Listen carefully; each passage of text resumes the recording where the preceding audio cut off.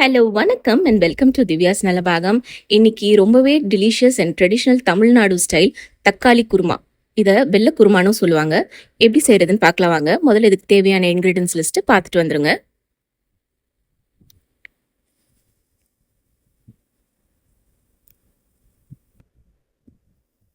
முதல்ல நம்ம குருமா பேஸ்ட் அரைச்சிக்கலாம்.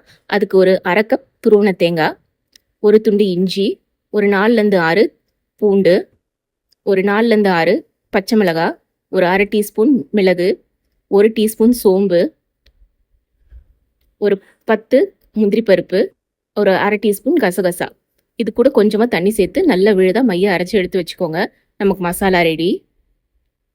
இப்போ ஒரு கடாயில் 1 டேபிள் ஸ்பூன் அளவுக்கு எண்ணெய் சேர்த்துட்டு ஒரு 4 கிராம்பு, 2 ஏலக்காய், ஒரு 2 பட்டை, ஒரு பிரிஞ்சி இலை, கொஞ்சமாக கல்பாசி, ஒரு டீஸ்பூன் சோம்பு, கொஞ்சமாக கருவேப்பிலை எல்லாம் சேர்த்து நல்லா பொரிய விட்டுங்க. இது கூட இப்போது 2 வெங்காயம், பெரிய வெங்காயம் இந்த மாதிரி நீல வாக்கில் கட் பண்ணியிருக்கேன், அதையும் சேர்த்து நல்லா வதக்கி விட்டுக்கோங்க. இப்போ தக்காளி, நல்லா பழுத்த தக்காளியாக ஒரு 3-4 சைஸை பொறுத்து இந்த மாதிரி பெருசாக கட் பண்ணி சேர்த்துக்கோங்க. இது நல்லா வதக்கிடுங்க. ஒரு அரை பதம் வெந்தால் போதும். இப்போது அரைச்ச அந்த மசாலாவை சேர்த்துருங்க. நல்லா கலந்து விட்டுட்டு இந்த மசாலாவையும் மிதமான தீயில ஒரு 2 நிமிஷம் வதக்கிக்கோங்க. இப்போ தேவையான அளவு உப்பு சேர்த்துடலாம். இதையும் நல்லா கலந்து விட்டுக்கோங்க.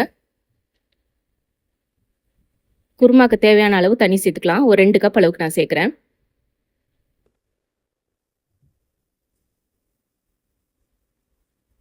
இப்போ இதை ஒரு மூடி போட்டு ஒரு 5 நிமிஷம் நம்ம கொதிக்க விட போகிறோம். இப்போ பார்த்தீங்கன்னா 5 நிமிஷம் கழிச்சு நல்லா அந்த பச்சை வாசனை எல்லாம் போய் குருமா திக்காக இருக்கும். கொத்தமல்லி தழை தூவிட்டு அடுப்பு ஆஃப் பண்ணிடுங்க. அவ்வளோதாங்க, ரொம்பவே சூப்பரான தக்காளி வெள்ளை குருமா ரெடி. இது இட்லி, தோசை, பூரி, சப்பாத்தி எல்லா கூடயும் ரொம்ப நல்லாயிருக்கும். எப்படி இருக்குன்னு செஞ்சு பார்த்துட்டு உங்கள் வியூஸை கமெண்ட்ல சொல்லுங்கள். தேங்க்யூ ஃபார் வாட்சிங்.